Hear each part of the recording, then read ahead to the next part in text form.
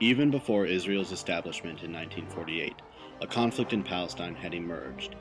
This conflict would be an ongoing issue, pitting the State of Israel against the people in many Arab and Islamic states, including most significantly the Palestinians. After decades of fighting, people all over the world have established their connections and perspectives to the conflict. However, with Israel being over 6,000 miles away from Ball State, the conflict may seem to have little relevance to students here on campus. I have found a few students with personal connections to the conflict who are willing to openly speak their minds. Prior to the conclusion of this documentary, most of these students were unaware that Ball State even offered a course on the conflict. Here is the opinions of those students.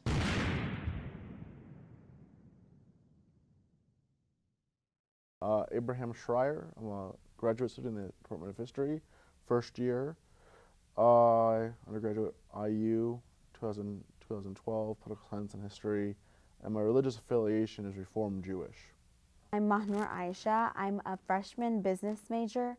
I'm a Muslim that attends Ball State University. Oh, my name is Brooklyn. Yeah, okay. I am a double major in German and genetics, previously nursing, but yeah, genetics and German. And my affiliation with this topic is that I was raised Reformed Reformed Judaism. However, I'm lean towards the conservative side religiously. I'm Patrick Wright, a sophomore political science major, and I'm a Muslim. So my name is Ido Heller, like I said before, and I'm 29 years old, first year graduate student in sports and exercise psychology with a minor in clinical mental health. When you hear the words Arab-Israeli conflict, what are your initial thoughts on the conflict? Intractable conflict, quagmire.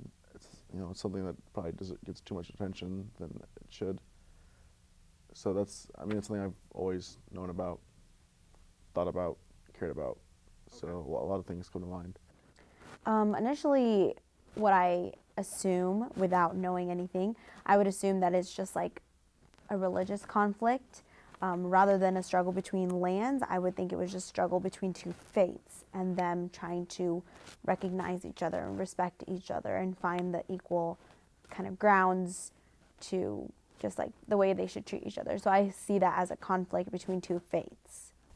What comes to mind first is learning about the topic while I was growing up in Sunday school in history class, getting the different views from the educational system and also from the Sunday school standpoint where I'm surrounded by Jews. Another thought comes to mind is being in Israel and learning these from the Israelis themselves and also meeting fellow Palestinians. And the third idea is Palestinian-Israeli conflict muffins, a YouTube video.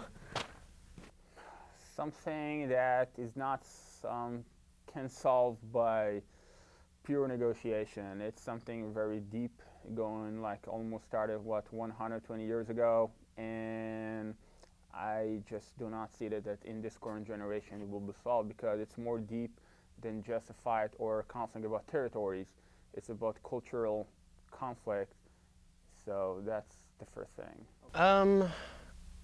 I probably think of Israel and the Palestinians, something going on with them, because lately it seems like it's more isolated in Palestine. Like the Jordanians or the Egyptians aren't really as involved with the conflict as they were a few decades ago. So now I just mainly think of Palestine. Why do you think there is a conflict between the Israelis and the Palestinians in the Middle East? I think, there's a lot contributing to it. I think probably one of the largest factors is the land taken from Palestine and the refusal of Israel to allow the refugees to return back to Palestine. I think those are probably some of the bigger contributing factors. Because of the things we hear on the news with the high security, the walls. I was in Israel. I saw the walls that are supposed to keep each other out or in, and the fact that there's basically arguments between both political parties and how, forget my words, like basically no one can agree with anything. How they're always changing the borders. So if people can't keep like their space the same, there's obviously a problem going on. where they can't agree with them? The reason that I believe there's a conflict is because the Israelites, when they were looking for a land, like they said, there was like the land with the people without the land. So they were searching for a land where they needed to belong. Palestine was for the Palestinians, and once the governments got involved and allowed Israel to have their land and settlement within Palestine, that's when the conflict started, I believe. And that is when more conflict rose between the people because of different governments' interference within those two groups. What happened in every conflict, there's really Arab conflict is no different from the numerous kind of conflict that there is in the Middle East. There are dozens of conflicts in the Middle East. There is in Syria civil war going on for almost 3 years. The same thing in Egypt, Lebanon. There's been a civil war since the 70s in Iraq. It's not a country over there. What's going on in Iran? There is tons of conflict in the Middle East, and all of them are for the same reason. It's not about territory. It's about cultural differences and religious affiliation. That's exactly the essence of the conflict over here. You just put two nations with different kind of cultural perspective. The one is Western kind of cultural perspective, want to be in the West. The second one are being more attracted or being dominated by other kind of forces. And there you go. Just put it in the same territory like two neighbors. I don't think they will get along in the same building. There's a lot of reasons. It's in some ways it is a form of modern colonialism. I mean, you are having a new population kind of move over an old one. And furthermore, there's a lot of emotional baggage on both sides. I mean, for the Israelis, who are by their own admission Jewish, the region has a lot of very symbolic, a lot of religious. It is their holy land. Like, this is a place that they've wanted to come back to for thousands of years. And for the Palestinians, which are part of the Islamic faith, Jerusalem, as part of that same continuum, also has a lot of significance. Not to mention this, this was their homes beforehand. Do you support a two-state solution? I am not 100% sure what I would choose because I don't know I'm not fully aware of what the outcomes will truly be with that idea. But I do believe in a place where I just want a place where people can agree with each other and they can live in harmony. And if that's what a two-state solution will be, then great. But if it's going to continue giving borders to people and not letting people live together, I don't know. I do, and I can tell you that I support it because I feel like this will be in Israeli interest, political interest, to have this kind of thing. By the way, that was the United Nations resolution for 1947. I mean, that's supposed to be how it was supposed to be. It just never been like that because only one side didn't accept that. The Jewish community accept that resolution by United Nations, declare this piece of territory as to be divided to two kind of nations: Palestinians one, or Arab one, and the Jewish one. So, I do support the two-state solution. Both the Israelis and the Palestinians have historical ties to Palestine, and I feel that both groups have the right to live there, but there needs to be some official declaration to stop encroaching on by either party. So that's why I support that. I support a three-state solution. A what? Three-state solution. What's your three-state solution? Israel, Gaza, West Bank. Really? Yeah. And who would be, administering each one of those states? Israel is now Fatah on the West Bank and Hamas and the Gaza. I mean, Gaza. The problem with Palestine is not so much the Palestinians. They got the short side of the stick in every way possible. Is because the West Bank and Gaza are completely two different things. I mean, if they were together, if the Gaza, West Bank, the hinterland, and the Gaza, which is the city, were connected to each other, it would already be independent. But the problem with the West Bank is that it's rural, very economically connected with Israel. That's why they're the ones that's why they've stopped fighting, and that's why they've pretty much become vassals of Israel. I do. Because of the fact that these two groups have tried to live together and it hasn't worked. So having a two-state settlement, that's the term, right? Having a two-state settlement would definitely help them both because, and they should be both equal, like their rights that each receives should be equal. It would help them both like have their space and have equal grounds where they respect each other the same and have the same laws that all have to abide by. One side is not stronger than the other side and vice versa. Which set of borders do you think Israel should currently have? If I had to decide from this map, I would say the first one, the 1947 one. If I would say personally, I would say before this, before the governments got involved. But at this point, the land seems to be more equally distributed, and the Israelis haven't really taken over Palestinian land or Syrian land yet and interfered into other areas.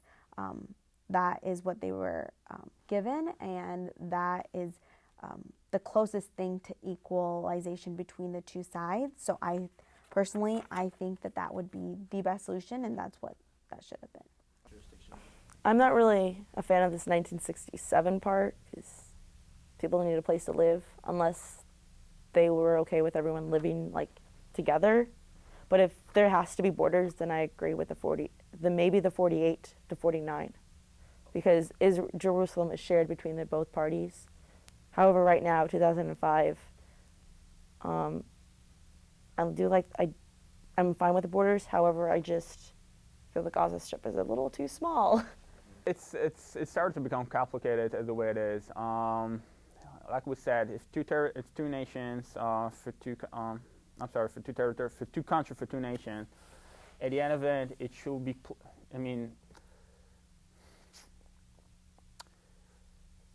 Let's say in a permanent peace agreement or a ceasefire agreement, or you can name it whatever you want. At the end of it, people have to remember that it will be hard to please both sides. Meaning, both sides will have to have certain kind of compromising, which I think most of the population, like I do, are willing to compromise on a lot of stuff.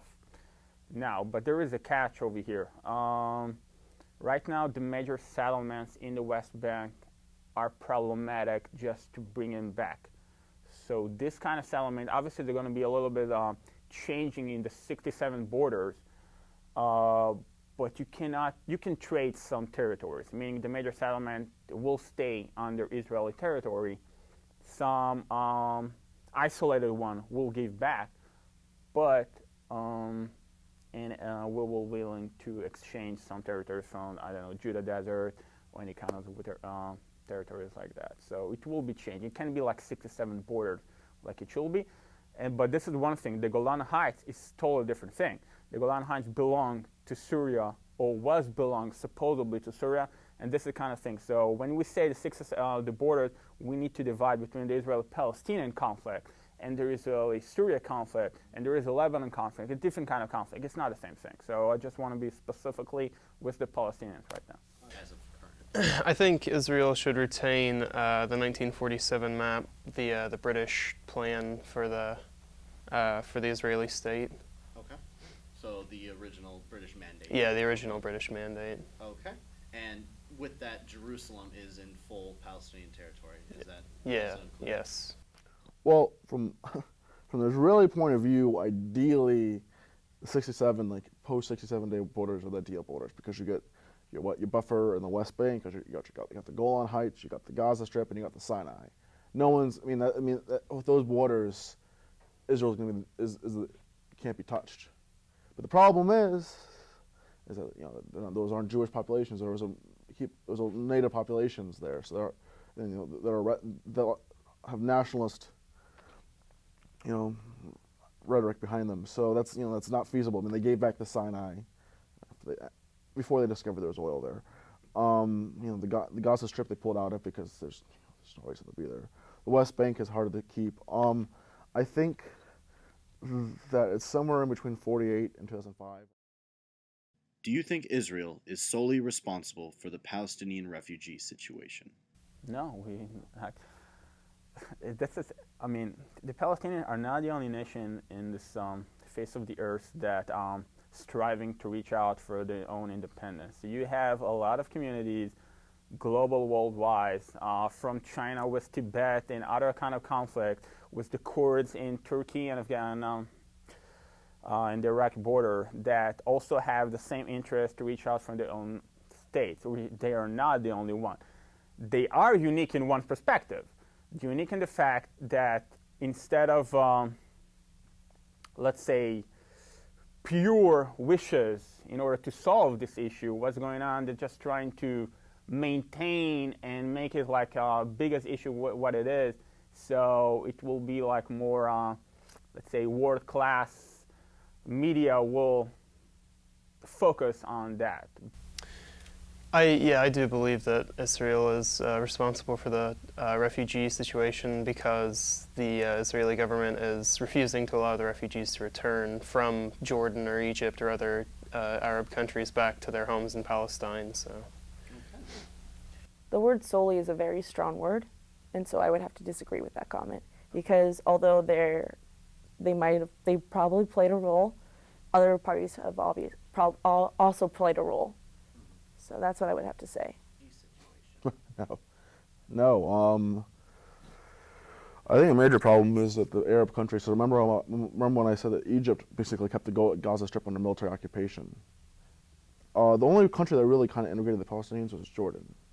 And after the 67-day war, they kind of realized, wait, when the Palestinians are integrated into this country, this means that 10% of the population, the Bedouins, are ruling the other 90%, which are the West Bankers and East Bankers. So so Jordan's basically a Palestinian state, and it was a Palestinian state before the war. And after the war, they're like, well, now they only have the East Bank, we're poor, but it's easier, besides Black September, it's easier to control. Lebanon has its own problems. That they never really. They had a lot of Palestinians up there, but they never were integrated. They were never given full citizenship. Syria, no. They were proxies. The government in Syria, was Sunni at the time, but it became Shia. Egypt, as we know, didn't. So, and Saudi Arabia wouldn't take them. So, why would they take them? If they took them, then the Palestinian people would vanish. I think Israel has a huge part in the Palestinian refugee situation, but they're not solely responsible. You can attribute this to the other governments that are involved in backing Israel, because Israel wouldn't be able to take the actions that they do without their support. The American government, the British government before the 21st century, and all these involvements, the governments, along with Israel, is responsible for the Palestinian conflict. And of course the governments within Palestine and Israel, because their inability to settle peacefully and control the situations before it gets out of hand that it affects the citizens of these nations or this place, that is what contributes to it. They're not solely responsible, but they have a huge hand in this whole situation. Should all Palestinians be allowed to return, or just some? It depends on why they left. If they had to leave because they're on the run from the law or something, there's those kind of refugees, then probably not. But if they left because they felt that their freedom was restricted, then by all means they should be allowed to return. And those who are on the surrounding borders, for similar reasons, then yes. I feel that every Palestinian who is forced to be displaced by Israel should have the right to return to their home. Not enough. Like I just following the previous question, it's not like the Jewish community over here in Lebanon that came from Lebanon and Morocco will come back tomorrow to that kind of state.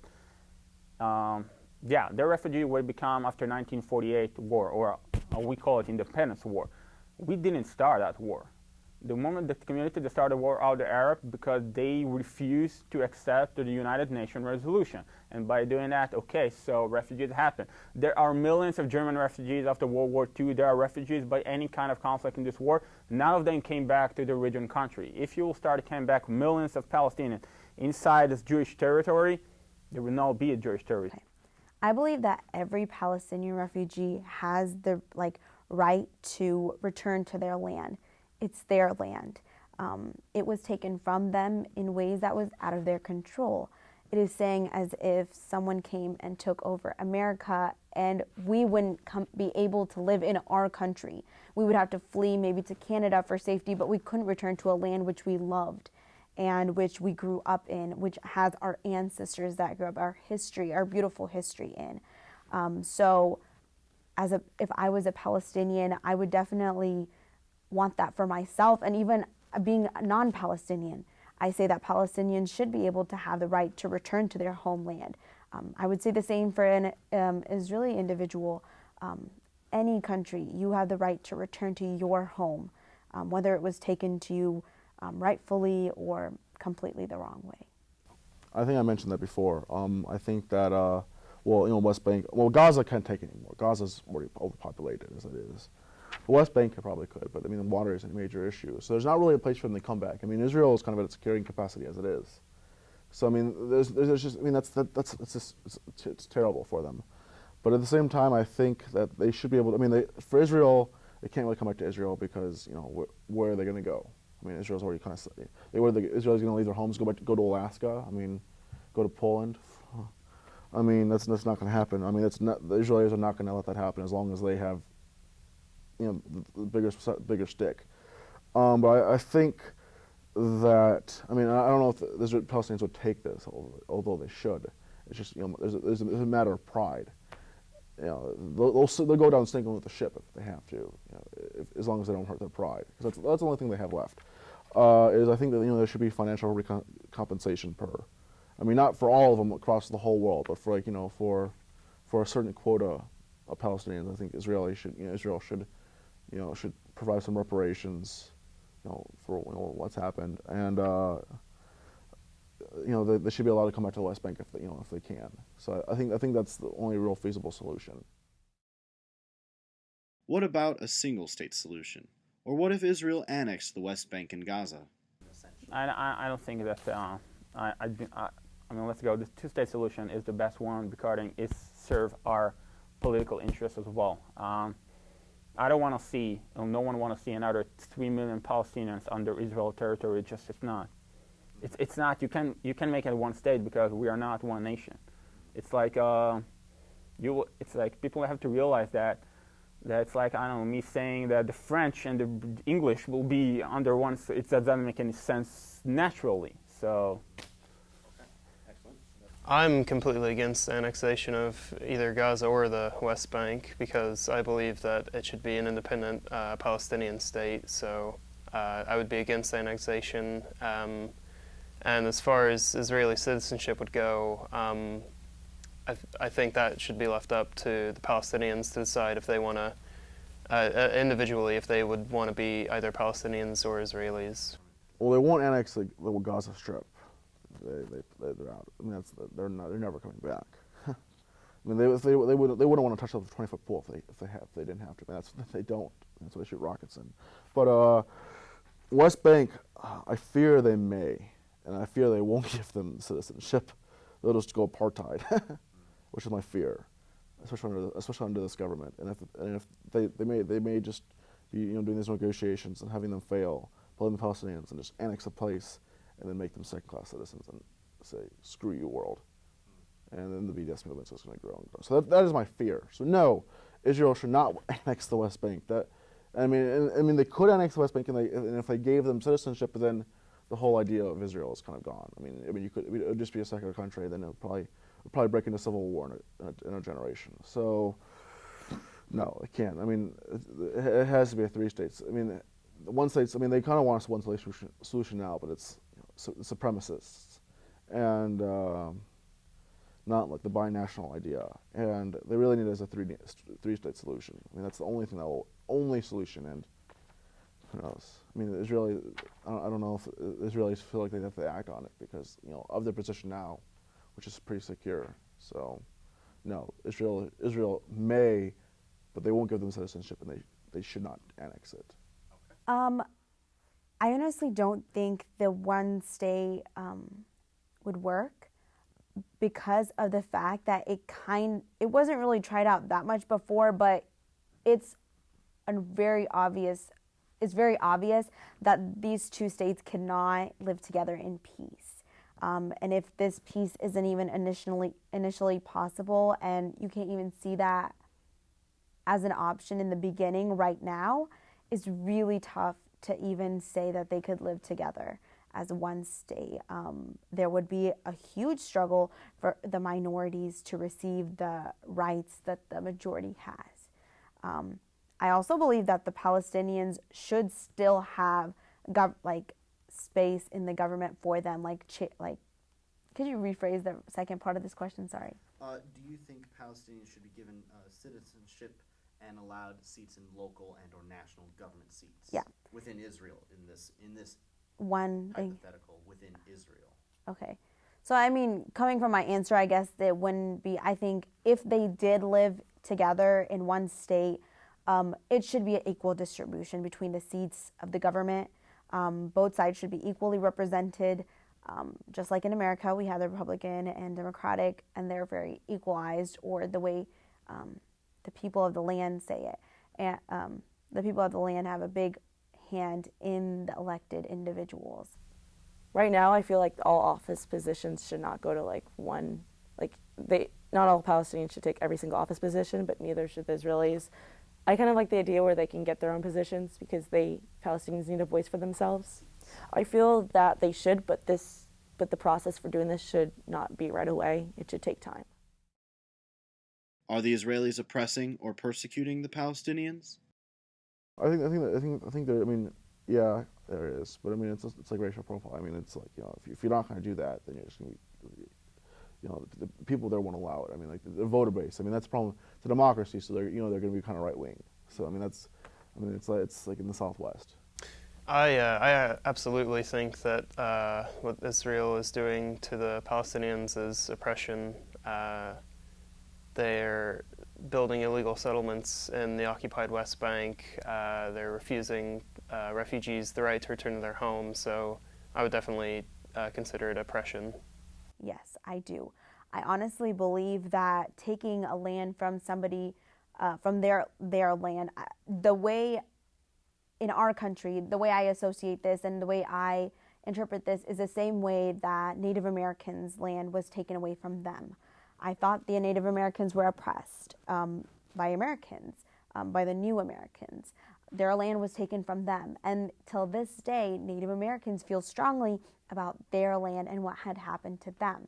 The same exact thing is happening in Palestine and Israel right now. The Palestinian land is being taken from the Palestinians themselves. And that's not right. Everyone should have the right to their own land, and everyone should have the right to live and grow up where their roots are. And the fact that it's being taken, Palestinians are being oppressed, and Palestinians' rights are being not acknowledged by the world even.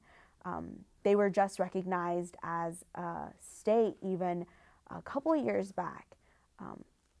And to see that Palestine has been a state for a long time, and just being recognized by the UN and the world, I mean, it's kind of refreshing for Palestinians, but it's kind of saddening because they've always been there, and because of their oppression by the Israelis, they haven't really got the recognition that they deserve. Okay, that will be a little bit a long answer for getting that. Okay. The Israeli communities have, let's say, I don't want to say like a full civil rights, because there is one catch in the situation, but they have full civil rights. Now, regarding the IDF, it's a specific issue right now. It's come from both sides. You don't want to see. By the way, there is Arab that's serving in the IDF. Just not Muslims. Yeah. They're Christians, and there are a lot of them, and they're being persecuted by their own communities.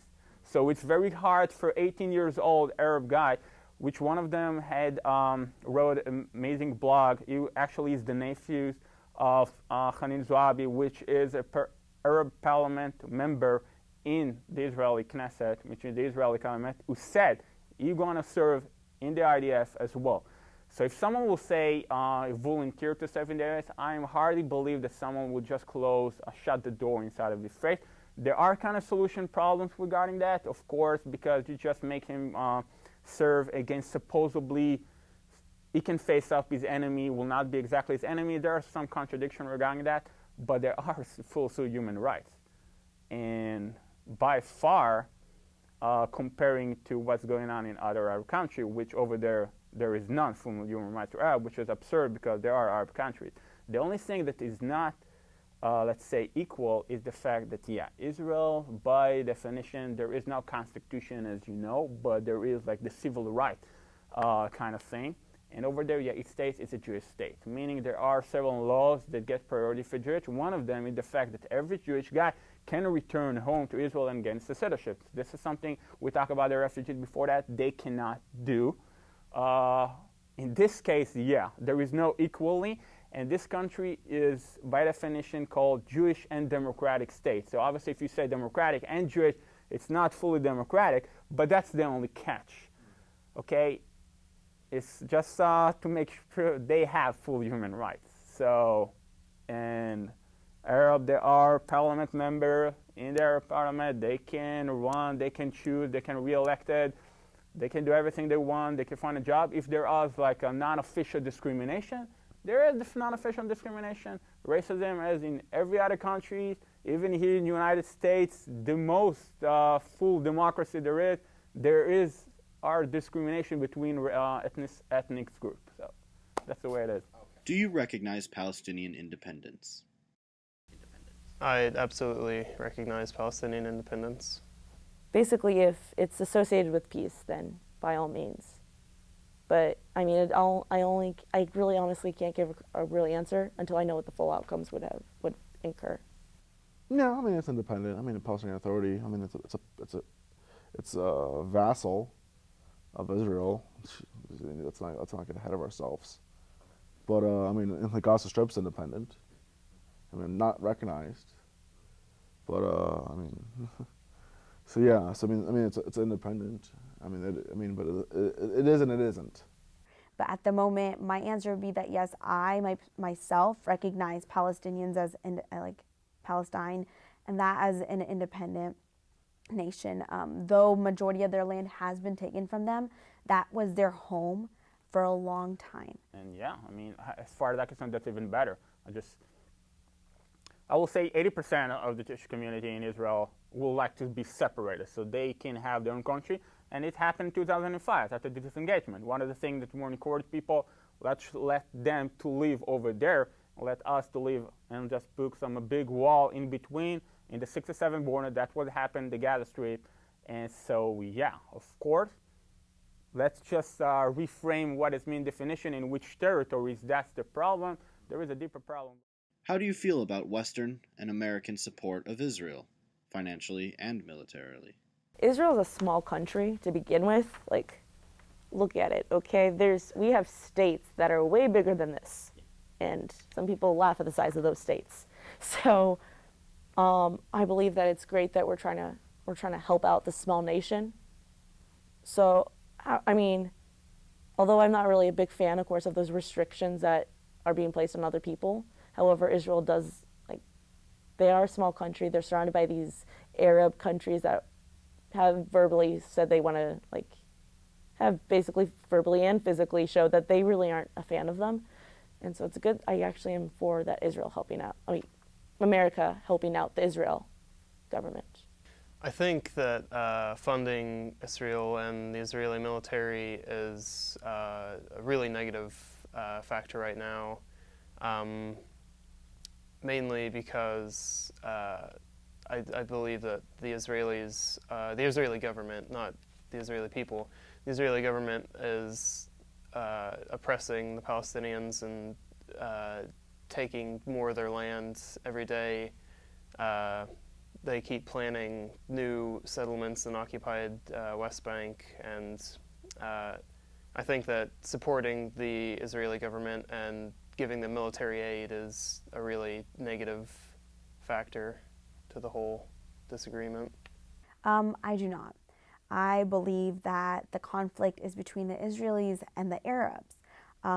Many times you see Palestine is not being supported by other Arab countries, which I could have a different stance on that as well, but the fight is unfair because of the way that U.S. has been supporting Israelis. The weaponry and everything, the weapons and the forces, the money, exactly, they outweigh what the Palestinian side has. The media might portray it as other things, but I've seen live streams in Palestine.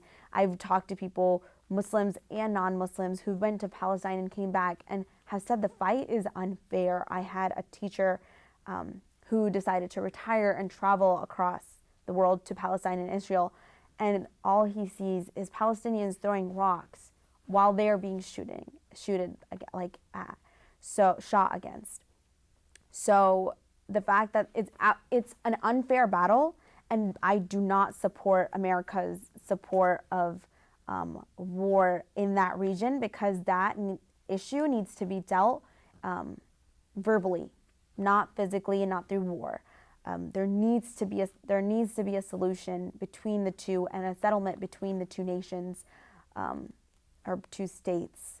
But at this point, people are resorting to war and conflict instead of a settlement between the two, an agreement between the leaders of the two states.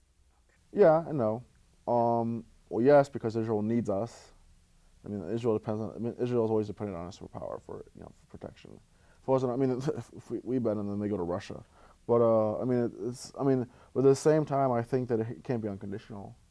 I mean, I think that the United States and Israel do not share the same exact views on that region. I mean, it's increasingly becoming aware. I mean, they are married to each other, but they're like 50-year-old. I mean, they're like 50-year-olds, and like 50-year-old Catholics, and they've been married for 35 years. I mean, it's kind of like that kind of marriage. Like they're stuck together, but they're not saying the same side. They're not saying the same.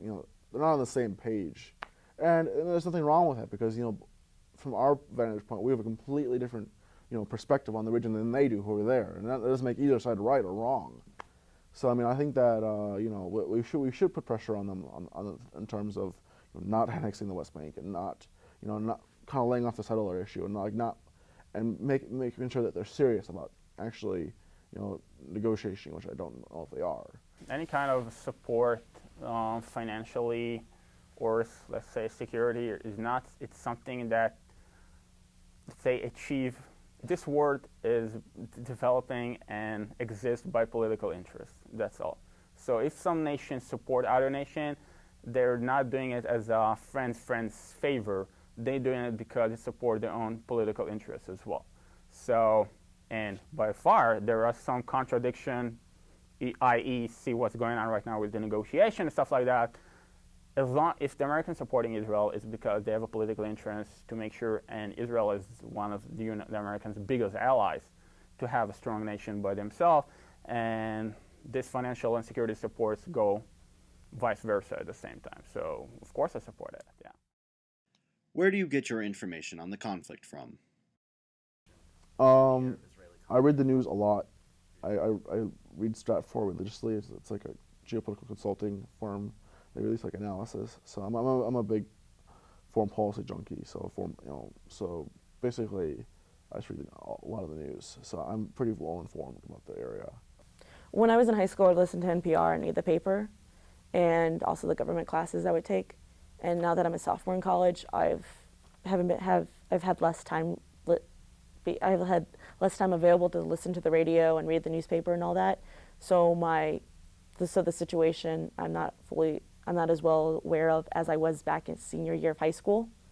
Right now, what I can do is word of mouth, and from what little I can hear.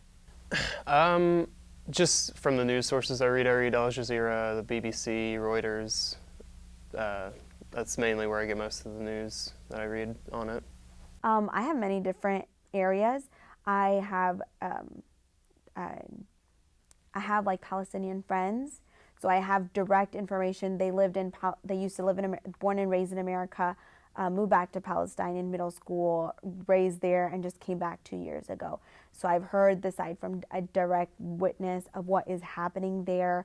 I've also had many Jewish friends who are aware of the conflict from their relatives in Israel. I also get a lot of my news from just news websites. And I don't only look at one perspective, I look at many different perspectives just to make myself more aware. Of course, I can still be more aware, and there's no amount of enough knowledge I will have about that. I try to look at the different sides of it from the Israeli perspective and Palestinian perspective. From 28 years of living over there, from 4 years of being an officer and serving in the West Bank, Gaza Strip, and the Lebanese border, and see things with my own eyes in the front line. None of the things, I can say my perception regarding things changed dramatically since I was a teenager. During these 4 years, and I'm saying 4 years, but it's by far more than that because you do as a reserve forces as well. So continuously, I'm the one who sees things with my own eyes and not being influenced by the media. I can tell you that the media, both in Israel and American, I'm sorry to say that also in Israel, are very biased and go left-wing affiliation kind of thing. Because again, we talk about what is political interest all about. It's also political interest all about. History, you can manipulate it just like that. So our media, and so right now we're living in the United States, so from my friends, the Israeli media, not by international thing, because the international media are biased in a dramatically way toward just, I don't say just biased, they're just serving, let's say, other political interests than ours. So that's pretty much it. If Ball State offered a course on the Arab-Israeli conflict, would you take it? Why or why not? I wish I will not take it because I don't feel like, I would like to take other kind of courses that I need to take. But I will be more than happy and to help. If my schedule allowed, I would consider it, since I like history and political and science is interesting. Yeah, I would definitely take it because I would just want to.